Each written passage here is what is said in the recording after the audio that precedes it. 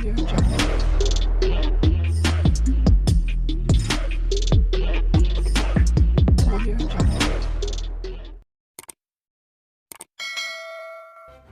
kasih karena memilih channel ini. Sebelum kita mulakan video ini, sila pertimbangkan untuk menekan butang like, share, dan subscribe, dan aktifkan butang lonceng Anda agar Anda sentiasa mendapat info-info percuma pada setiap hari dari channel kami. Dan tinggalkan komen Anda karena komen Anda amatlah dihargai.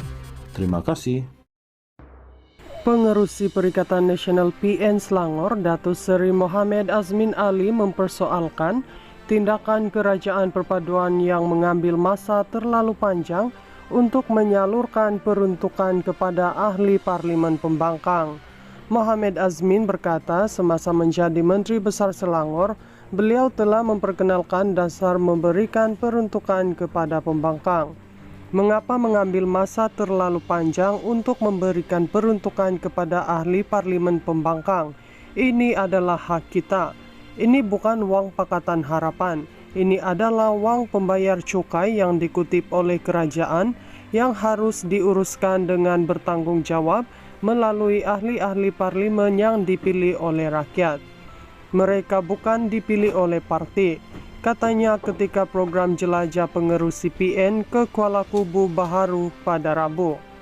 Beliau berkata demikian ketika diminta mengulas berkenaan Majlis Pimpinan Tertinggi Sekretariat Kerajaan Perpaduan yang akan bermesyuarat petang ini bagi membincangkan isu pengagihan peruntukan kepada ahli Parlimen Pembangkang. Difahamkan mesyuarat itu akan berlangsung pada jam 5.30 petang ini di Kompleks Seri Perdana Putrajaya. Mengulas lanjut, Mohamed Azmin berkata, beliau turut mempersoalkan isu wang royalti kepada Kelantan dan Terengganu yang masih ditangguhkan. Saya masih ingat ketika 2018 ketika Tun Dr. Mahathir Mohamad menjadi Perdana Menteri, saya dipertanggungjawabkan untuk merundingkan isu wang ihsan ataupun royalti kerajaan negeri Terengganu dan Kelantan. Pada 2018, 2019 dan seterusnya hingga zaman Datuk Seri Ismail Sabri Yaakob, Kerajaan Terengganu sahaja menerima RM1.6 bilion setahun kerana itu adalah hak mereka yang dijamin oleh perlembagaan, katanya.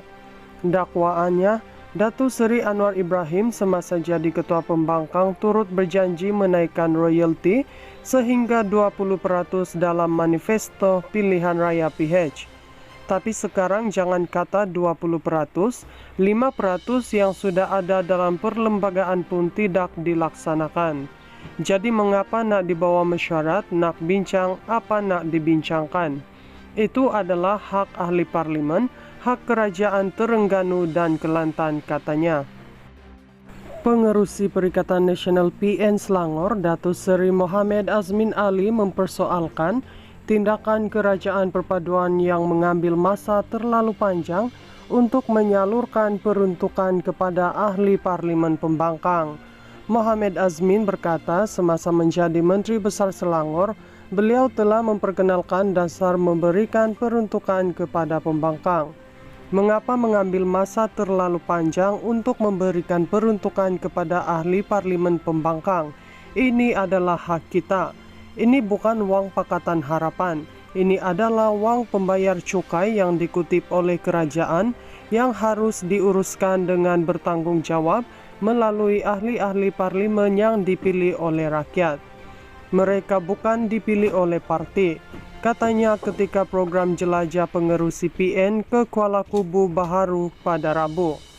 Beliau berkata demikian ketika diminta mengulas berkenaan Majlis Pimpinan Tertinggi Sekretariat Kerajaan Perpaduan yang akan bermesyuarat petang ini bagi membincangkan isu pengagihan peruntukan kepada ahli Parlimen Pembangkang.